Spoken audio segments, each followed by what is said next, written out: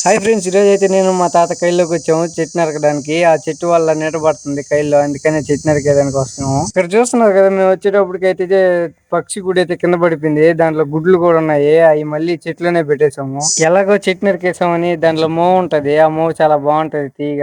అందుకని నేను మా తాత కలిసి ఆ మోవని తీసాము బయటికి తిందామని. చాలా కష్టపడిన తర్వాత ఆ మోవని అయితే బయటికి తీసాము. తీసిన వెంటనే మా తాత అయితే ముళ్ళు గుచ్చమన్నాడు. ఎందుకో కామెంట్ చేయండి. మా తాత అయితే మట్టసంగా కూర్చొని ఒక్కోటి వలస్తున్నాడు, మోహన్ బయటికి తీస్తున్నాడు. చూడండి ఫ్రెండ్స్, అంతా చేసిన తర్వాత అంత పెద్ద చెట్టుకి ఎంత మోహన్ ఉందో చూడండి. నేను మా తాత తీసిన తర్వాత మా ఊరికి తెచ్చాము, పిల్లకాయలు తిన్నారు. వీడియో కనుక మీకు నచ్చినట్లయితే లైక్ చేయండి, అలాగే మన ఛానల్ సబ్స్క్రైబ్ చేసుకోండి.